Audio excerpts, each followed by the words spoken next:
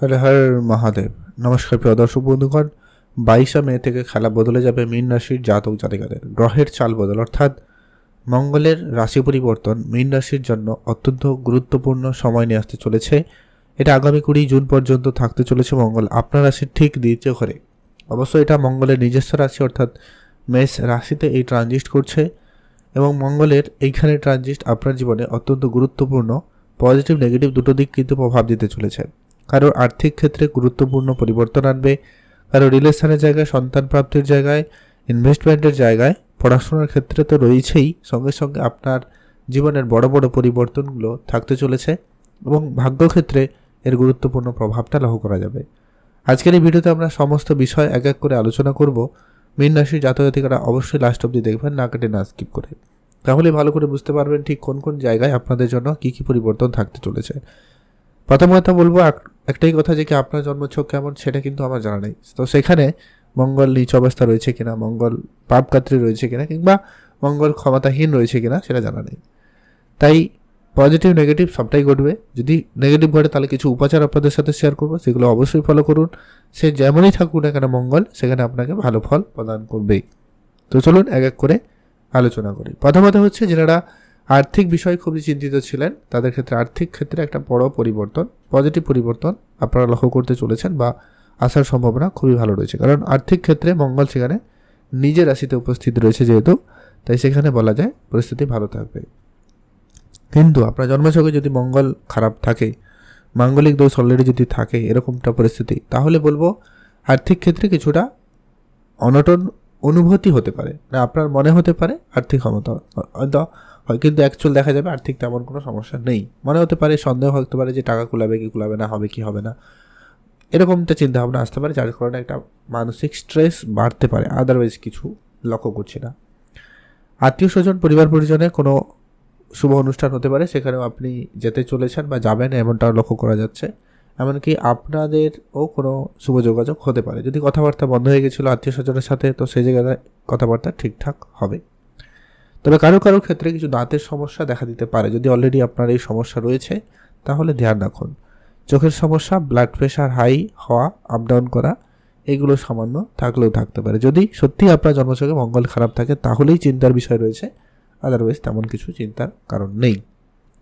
এছাড়া আপনারা যারা অর্থ সঞ্চয়ের জন্য বিভিন্ন পথ অবলম্বন করেছেন অলরেডি আগে থেকে, তো সেটা এই মুহূর্তে আপনাকে বেটার রেজাল্ট দিচ্ছে বা সেখান থেকে আপনি একটা ভালো অর্থ সঞ্চয় লক্ষ্য করতে পারেন। এছাড়া হঠাৎ প্রাপ্তি স্বরূপ কিছু অর্থ আসতে পারে, এটার সম্ভাবনা অত্যন্ত প্রবল রয়েছে।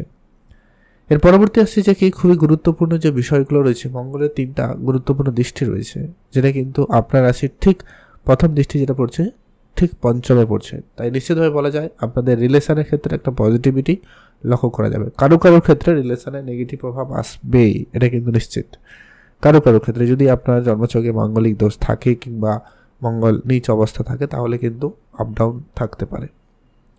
কথা কাটাকাটি, ভুল বুঝাবুঝি, ডমিনেট নেচার, এগুলো কিন্তু লক্ষ্য করতে পারেন আপনারা আপনাদের রিলেশনের মধ্যে। খেয়াল রাখুন। এটা হচ্ছে কি, এর পরবর্তী যারা ডিফেন্স লাইনে পড়াশোনা করছেন তাদের জন্য সময় সুযোগ খুব ভালো। ডিফেন্সে চেষ্টা করতে পারেন, এই সময়কাল সুযোগ সুবিধাগুলো ভালো পাবেন, বা যদি কোনো পরীক্ষা টরীক্ষা রয়েছে তো সেটা খুব ভালো হবে। যারা মেডিকেল লাইনেও যেতে চাইছেন, মানে মেডিকেল নিয়ে পড়াশোনা করবেন ভাবছেন, সময়কাল খুব ভালো থাকবে, ভালো কলেজ পেতে পারেন, সময়কাল সেখানে ভালো থাকবে। সন্তান প্রাপ্তির জায়গায় সময়কাল যথেষ্ট ভালো রয়েছে। সন্তান প্রাপ্তির দিক দিয়ে সুখবরও আসতে পারে। কারো সন্তানদের নিয়ে, কেরিয়ার নিয়ে চিন্তিত ছিলেন, স্বাস্থ্য নিয়ে চিন্তিত ছিলেন, তো সব চিন্তা দূর হবে এবং আপনার চিন্তাক্ষেত্রে একটা পজিটিভ পরিবর্তন লক্ষ্য করবেন এবং সেদিক দিয়ে আপনার ভালো ফল হওয়ার সম্ভাবনা লক্ষ্য করা যাবে। যারা বিদেশে যাবেন ভাবছেন, আপনারা অবশ্যই বিদেশ যেতে পারেন, সেক্ষেত্রে কিন্তু যোগাযোগ থাকতে পারে। ইনভেস্টমেন্ট করাতে ইন্টারেস্টেড থাকলে আপনি ইনভেস্টমেন্ট করতে পারেন, ইনভেস্টমেন্টে নতুন করে মনোযোগ বাড়াতেই পারেন। যারা প্রতিনিয়ত ইনভেস্টমেন্ট করে থাকেন সেখানে আপনারা খুব ভালো ফল পাবেন এই আশা রাখা যায়। পরিস্থিতি মঙ্গল সেভাবেই দিচ্ছে। এর পরবর্তীতে গুরুত্বপূর্ণ প্রভাব থাকবে যে কি, মঙ্গলের পরবর্তী সপ্তম দৃষ্টি, যেটা কিন্তু আপনার একবারে সরাসরি অষ্টম ঘরে পড়ছে। এখানে অষ্টম ঘরে শুধু মঙ্গলের দৃষ্টি নেই, সঙ্গে রাহুরও দৃষ্টি রয়েছে। তাই কিছুটা ক্ষেত্রে বলবো তো সতর্ক থাকার কথা হয়তো অবশ্যই থাকবে, কিন্তু এই রাহুর কারণেই বলছিলাম আপনার হঠাৎ প্রাপ্তি একটা বড় সম্ভাবনা থাকছে। লটারি, ফাটকা বা পূর্বপুরুষে রেখে যাওয়া কোনো বিষয় সম্পত্তি, পিতামাতা রেখে যাওয়া কোনো বিষয় সম্পত্তি, সেগুলো পাওয়ার ক্ষেত্রে যোগ সম্ভাবনা অত্যন্ত ভালো লক্ষ্য করা যাচ্ছে কিংবা যাবে। এছাড়া গাড়ি চালানোর ক্ষেত্রে আপনাকে বলবো সতর্কতা অতিরিক্ত অবলম্বন করতে, এটা কিন্তু খুবই প্রয়োজন রয়েছে। আর হচ্ছে কি, আপনারা সিঁড়িতে ওঠানামা অবশ্যই ধ্যান রাখুন। জীবনে বড় পরিবর্তন, বড় কোনো ফলাফল কিন্তু ঘটার সম্ভাবনা থাকবে, তাই অবশ্যই বলবো সতর্ক থাকুন, বুঝে চলবেন। আর কারো কোনো কথায় হুটহাট করে আপনার সিদ্ধান্তের পরিবর্তন করবেন না, কারোকে চোখ বন্ধ করে বিশ্বাস করবেন না। এই সময়কালে আপনার গোপন কাজ গোপনই রাখুন। কোনো কাজ করার আগে অবশ্যই প্ল্যানিং জরুরি আছে, আর প্ল্যানটা কারোর সাথে শেয়ার করবেন না এই সময়কালে। আপনি প্ল্যান করে ধীরে সুস্থে এগান, অবশ্যই ভালো ফল পাবেন, এই আশা রাখা যায়। এর পরবর্তী, এটা অত্যন্ত গুরুত্বপূর্ণ ফলাফল দিতে চলেছে মঙ্গলের অবশ্যই অন্তিম দৃষ্টি, যেটা কিন্তু আপনার রাশির ঠিক অষ্টম ঘরে, নবম ঘরে অর্থাৎ ভাগ্যের ঘরে পড়ছে, যার কারণে আপনার ভাগ্য উন্নতি খুব ভালো রয়েছে। সিনিয়র পার্সন, সিনিয়র সিটিজেন, এদের কাছ থেকে আপনি ভালো সহযোগিতা পাবেন, সম্ভাবনা সেখানে খুবই ভালো রয়েছে। যিনারা প্রপার্টি কেনা বেচা যা কিছু করতে চান অবশ্যই আপনারা করতে পারেন, সেখানে কিন্তু আপনাদের সময়কাল খুব ভালো থাকবে। আর যারা প্রমোটারি বিজনেস করেন বা করার খুব ইচ্ছা রয়েছে, প্রমোটারি ব্যবসায় আপনারা এগোতে পারেন, সেখানে কিন্তু দিনকাল খুব ভালো। আর অবশ্যই ব্যবসাপাতির দিকে বেশি করে খেয়াল রাখুন। পিতা মাতার কাছ থেকে কোনো উপদেশ বা কোনো সিনিয়র পার্সন যদি আপনাকে কোনো উপদেশ দেয়, সেটাকে অক্ষরে অক্ষরে পালন করার চেষ্টা করতে পারেন, সেখানে কিন্তু একটা রেজাল্ট ভালো আসার সম্ভাবনা লক্ষ্য করা যাচ্ছে। পুরনো খরচপাতি আপনাকে বেটার রেজাল্ট দিচ্ছে, তাই পুরনো খরচপাতি মানে ইনভেস্টমেন্ট যদি আপনি করেছেন, হয়তো কোনো জায়গায় কোনো জিনিস কিনে রেখেছিলেন, এরকম কোনো রেন্টাল বিজনেস করছেন, তো সেই জায়গাগুলোতে কিন্তু বেটার রেজাল্ট পাচ্ছেন। আর অবশ্যই আপনার যদি বিবাহিত হয়ে থাকেন, সেক্ষেত্রে আপনার শ্বশুরবাড়ির সাথে সম্পর্ক জায়গাটা খেয়াল রাখবেন। আর নিজের স্বাস্থ্যের দিকটা খেয়াল রাখুন, স্বাস্থ্য অবশ্যই ধ্যান রাখার প্রয়োজন রয়েছে, সামান্য হলেও ধ্যান রাখুন, আর বেশি চিন্তার কারণ নেই।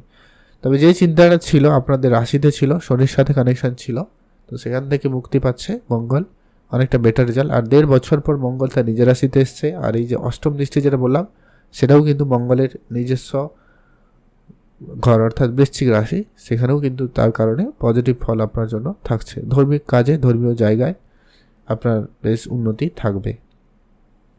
আপনারা কি উপাচার ফলো করবেন এবারে, যেটা কিন্তু অত্যন্ত গুরুত্বপূর্ণ। আপনার মঙ্গল জন্মছকে যেমনই থাকুক না কেন, সেক্ষেত্রে আপনার জন্য বেটার রেজাল্ট করতে পারে। প্রথমত হচ্ছে হনুমানজির পুজো করুন, হনুমান চল্লিশা পাঠ করুন, অবশ্যই প্রত্যেক দিন এটা করুন।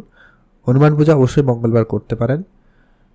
আর মহাদেবের নাম জপ করবেন, মহাদেবের বীজ মন্ত্র পাঠ করতে পারেন, সেক্ষেত্রে আপনি অবশ্যই ভালো ফল পাবেন।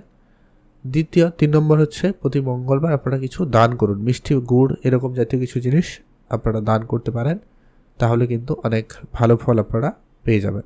আপনি ভালো থাকবেন, সুস্থ থাকবেন, কমেন্ট অবশ্যই করবেন। হর হর মহাদেব।